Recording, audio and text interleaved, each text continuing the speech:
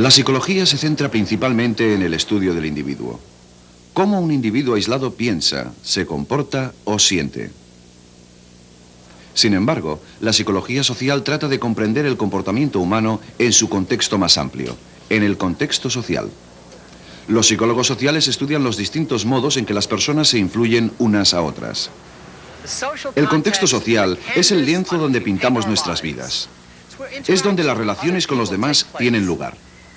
A lo largo de toda la vida, desde el nacimiento hasta la muerte, la gente está ahí, con nosotros. Nos premian y nos castigan, nos animan y nos frustran, nos hacen reír y nos hacen llorar.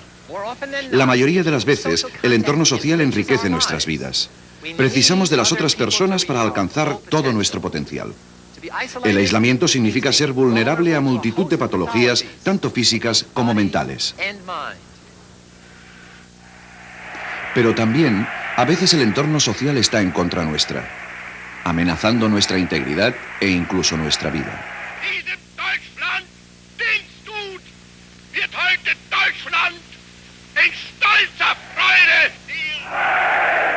Durante los años 30 y 40, el mundo fue testigo y casi sucumbió a los horrores del fascismo. Bajo el mando de este hombre, la guerra se extendió por todos los continentes.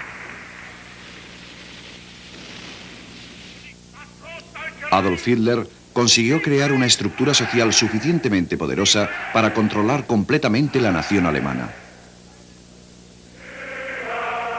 Con la ayuda de la propaganda, a una escala desconocida hasta entonces, los altos mandos nazis fueron capaces de justificar incluso la tristemente célebre solución final.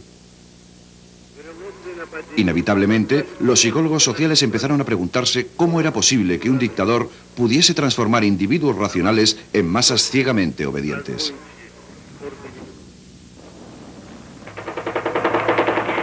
Con el destino del mundo pendiente de un hilo, las respuestas a estas preguntas adquirieron una importancia crítica.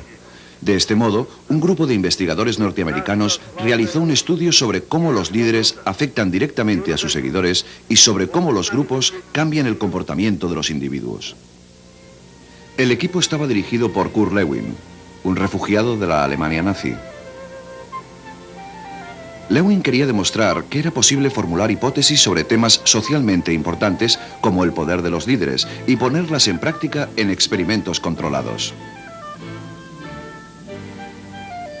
En un momento en que la psicología se centraba en el estudio de ratas en laboratorio y no en personas, el enfoque dinámico de Lewin significó un cambio radical.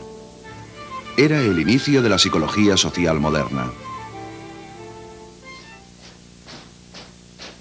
Lewin y sus colegas estaban fascinados por el modo en que los dictadores eran capaces de moldear el comportamiento de los individuos vistiéndoles de uniforme, dándoles una nueva identidad como miembros de un grupo. En 1939 realizaron un experimento único para establecer los efectos de distintos estilos de liderazgo en la forma en que la gente se comporta en los grupos. Empezaron organizando 3 grupos de chicos que se reunían después del colegio. Cada grupo tenía un líder que había sido preparado por los investigadores para interpretar 3 estilos muy distintos de liderazgo. Cuando actuaba como un líder autocrático, tomaba todas las decisiones para el grupo. Cuando actuaba como un líder liberal, su trabajo consistía en dar total libertad al grupo sin casi ningún tipo de guía. Cuando actuaba como líder democrático, animaba activamente y ayudaba al grupo a tomar decisiones. Cada 6 semanas, el líder cambiaba de grupo. En otras palabras, cada grupo de chicos pasó por los 3 tipos de liderazgo bajo 3 hombres distintos. Bajo el líder autocrático, los chicos trabajaron más duro, pero solo cuando éste vigilaba. Eran más agresivos y hostiles y mostraban más sumisión al líder. Se comportaban como fascistas en miniatura. Cuando el grupo convivió con el líder de estilo liberal, se hizo poco. Los chicos hacían el mínimo trabajo posible y de la peor calidad. La libertad absoluta sin ningún tipo de guía les llevó al caos. Sin embargo, cuando los grupos fueron liderados democráticamente, mostraron los más altos índices de motivación y originalidad y mayor intercambio de elogios. Y para el equipo de investigación, los resultados fueron alentadores. El liderazgo democrático funcionó mejor, en una coyuntura en que la dictadura había alcanzado un notable arraigo en Europa. Pero debemos aprender otra interesante lección de esta experiencia.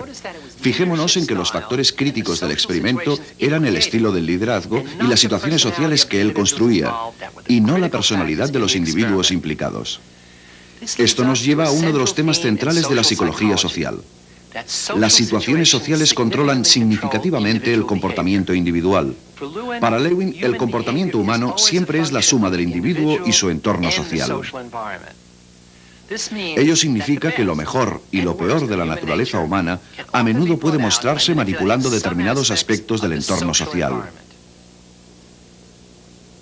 En otro experimento clásico, se probaba que incluso nuestras percepciones más evidentes pueden manipularse. ¿Qué línea de las de la derecha cree usted que es como la de la izquierda? Naturalmente, la respuesta correcta es la B. Resulta evidente para cualquiera con una visión normal, ¿o no? Supongamos que es el protagonista de lo que cree ser un experimento sobre la capacidad de juicio visual, aunque en realidad se trata de un experimento sobre la conformidad. Cuando se pide a los demás individuos que elijan la línea correcta, hacen algo extraño. Eligen la C en lugar de la B. Este es su turno. ¿Qué dirá? En este experimento, dirigido por Solomon Asch, todos, excepto el protagonista, eran miembros de su equipo. En esta situación, el 70% de los sujetos estuvieron por lo menos una vez de acuerdo con la respuesta errónea de la mayoría, y la mayoría de los que no lo hicieron se sentían incómodos por no seguir en el grupo.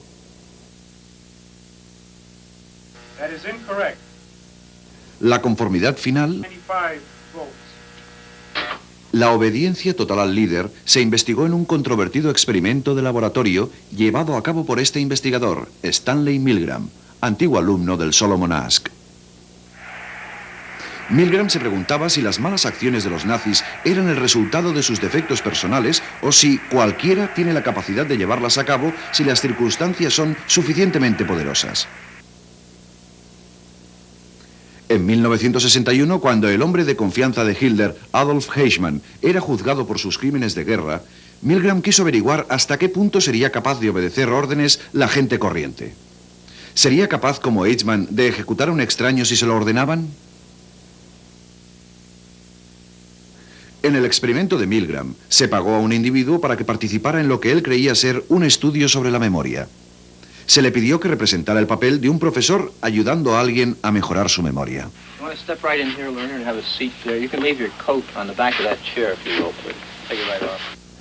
Guiando al sujeto estaba el investigador, con bata blanca de laboratorio, que actuaba como la máxima autoridad en la situación. Tanto el investigador como el alumno formaban parte del equipo de Milgram. Pero, ¿cómo debía el sujeto ayudar al alumno a mejorar su memoria? Mediante descargas eléctricas a modo de castigo por cada error.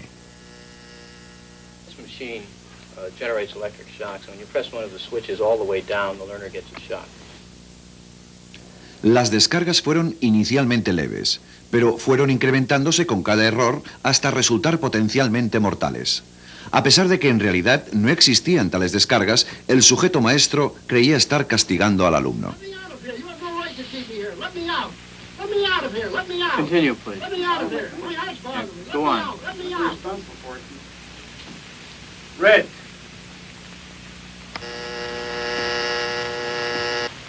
That is incorrect. This will be at 3:30. The correct phrase is rich boy. Let me out of here. My heart's bothering me. Let me out, I tell you. Let me out of here. Let me out of here. You have no right to hold me here. The next phrase is fast. Let me out. Let me out. Let me out of here. Let me Bird, out. car, train, plane. Continue, teacher. ¿Qué haría usted en esta situación? ¿Continuaría? That is incorrect. This will be 3:45. The correct answer is fast, bird. The next one, blunt.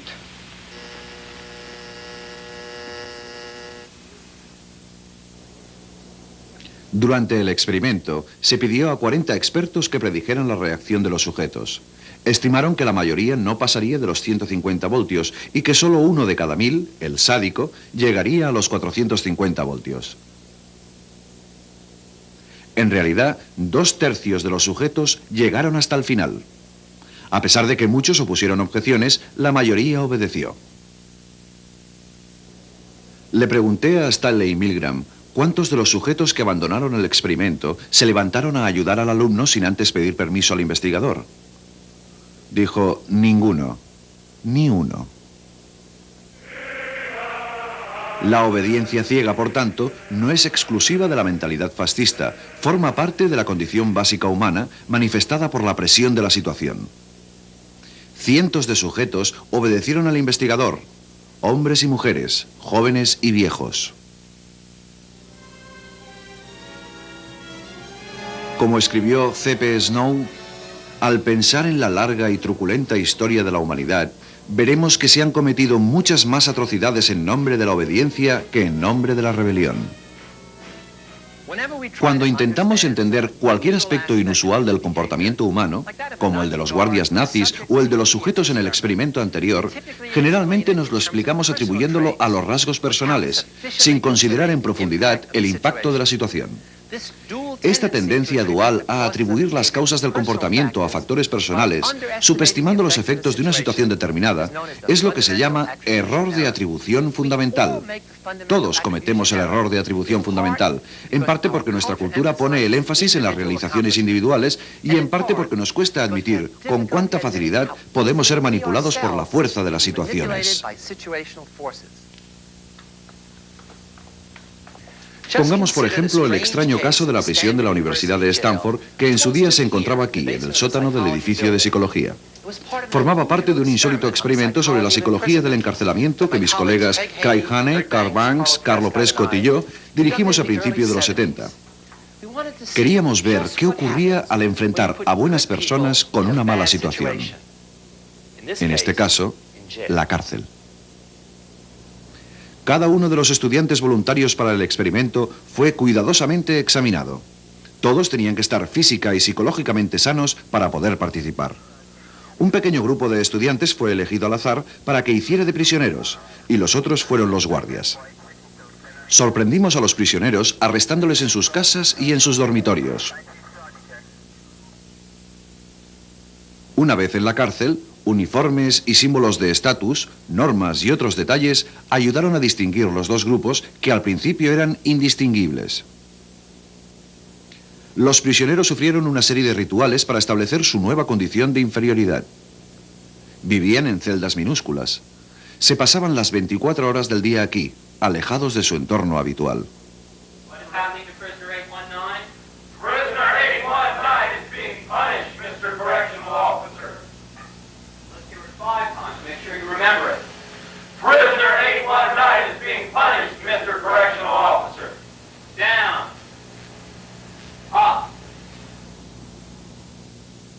Sin embargo, los guardias hacían turnos de solo 8 horas y cuando no estaban de servicio, volvían a su rutina diaria de estudiantes.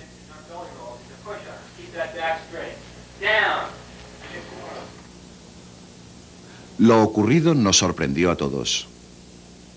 La fantasía se convirtió en realidad. El límite entre el personaje que cada uno interpretaba y su verdadera identidad personal fue eliminado.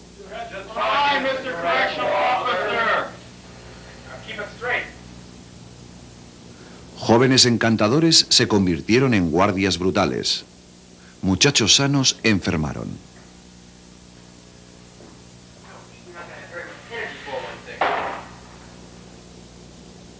Muchachos activos se convirtieron en prisioneros pasivos, como zombies.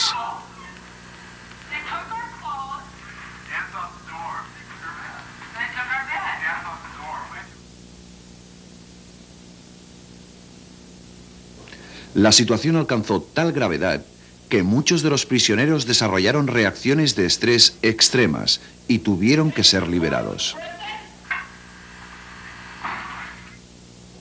Pero ninguno de ellos dijo, abandono el experimento.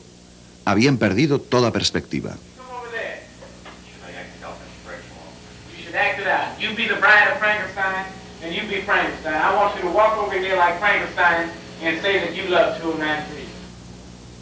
¿Qué tipo de guardia serías? ¿Sádico o comprensivo? ¿Seríais un prisionero conformista o un heroico resistente? El estudio de la prisión, como el experimento de Milgram, no es común en la investigación de la psicología social. Algunos psicólogos consideran que ambos estudios violan los principios éticos y que nunca debieron realizarse. 2, 3, 4, 5, 6, 7, 8, 9, 10. Now you go over there and tell 546 that you love him. I love you. Well, ain't that sweet? You smile? Ain't that sweet? A veces, incluso me olvidaba de que era un experimento y actuaba como un guardián de prisión. Así que nos vimos forzados a suspender después de 6 días lo que había estado planeado como un experimento de 2 semanas. ¿Cómo es posible que personas esencialmente buenas hicieran cosas tan terribles? Ello explica por qué todos tenemos una parte buena y una mala, en espera de una buena o mala situación para manifestarse. Y cuando la situación ha pasado, volvemos a ser de nuevo nosotros mismos otra vez. Seguimientos extensivos llevados a cabo durante muchos años no revelaron ningún efecto negativo a largo plazo en los participantes en el experimento de la prisión. En todo caso, muchos dijeron que había sido una experiencia positiva, ya que les había permitido ver una parte de sí mismos que jamás habrían imaginado.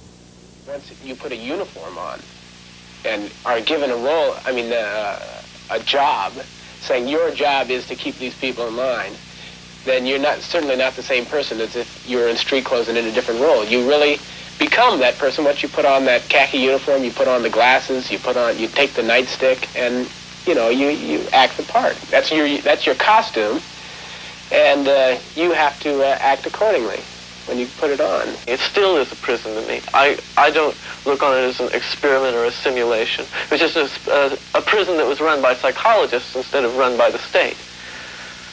I began to feel that identity, that the person that I was that had decided to go to prison was distant from me, was remote, until finally I wasn't that. I was 416. I was really my number, and 416 was going to have to decide what to do. It let me in on some knowledge that I've never experienced firsthand. I've read about it. I've read a lot about it, but I've never experienced it firsthand. I've never seen someone turn that way. And I know you're a nice guy. You know? Do you understand? I do. I do know you're a nice guy.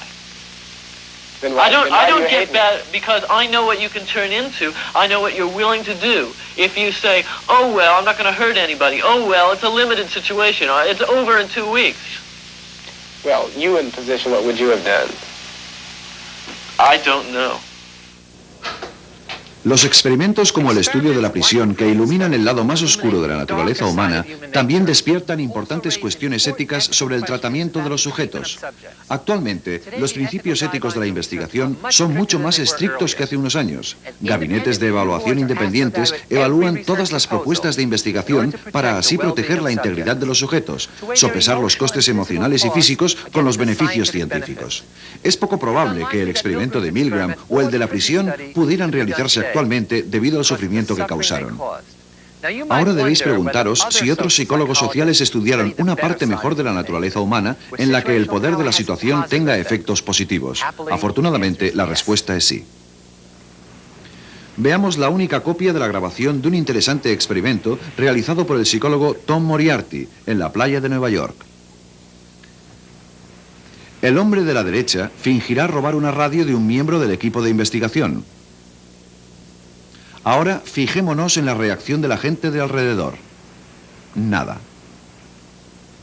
Pero, ¿qué pasa si la víctima le pide un favor a su vecino? Que le vigile la radio. ¿Qué ocurre? Mediante una simple demanda, se fragua un vínculo especial entre las personas y se establece la responsabilidad personal. ¿Queréis convertir la apatía en acción? Intentad pedirlo. Probad de cambiar la situación y veréis cómo cambia el comportamiento.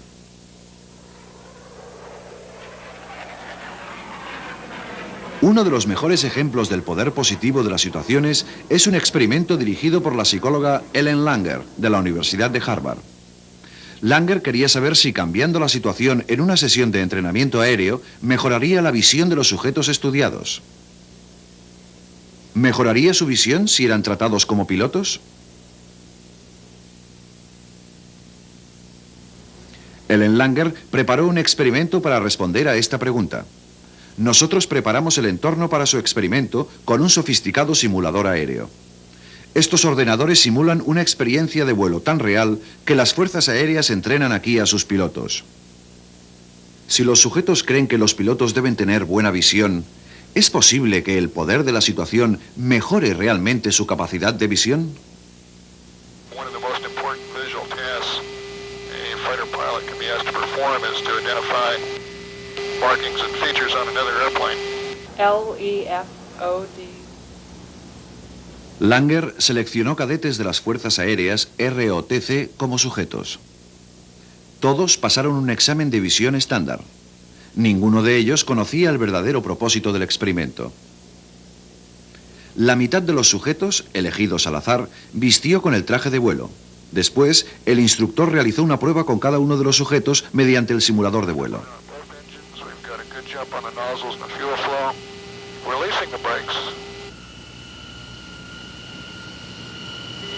Now the airplane's accelerating out real well, approaching 350.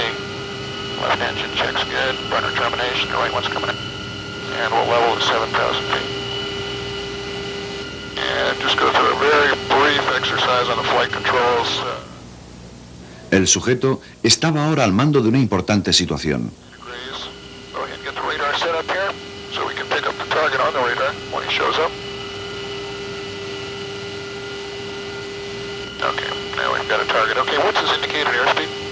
300. 300, all right. Good closure.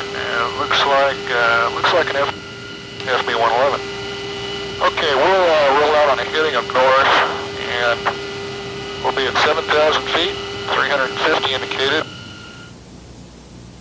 Durante el vuelo, el instructor pidió al sujeto que identificara marcas en el otro avión. If you'd look at the aircraft, cover your left eye, and read what you see, please. All right. F, D, T, L. En realidad, las marcas consistían en el mismo examen de visión que habían pasado anteriormente. Your left eye, and read what you see, please. Okay. El 40% de los sujetos en esta situación mejoró su ejecución durante el segundo examen visual. Sin embargo, para el segundo grupo de control, la situación era diferente. Estos cadetes no fueron tratados como pilotos, no se pusieron el uniforme de piloto y se les dijo que el simulador estaba estropeado, que solo funcionaban algunas representaciones visuales. Cada uno de los sujetos pasó el mismo examen visual que el primer grupo.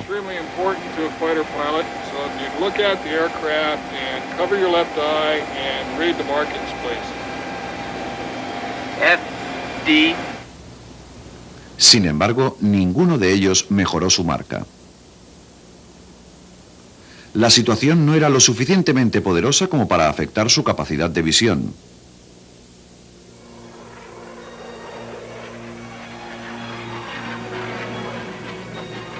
Este es el resultado. Hemos visto cómo la psicología social explora la influencia de los líderes, los grupos y las sociedades.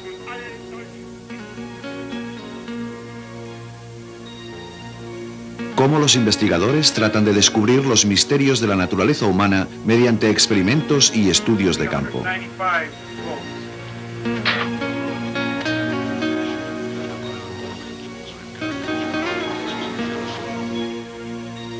Y hemos visto ejemplos de una de las lecciones más importantes de la psicología social, el poder de las situaciones.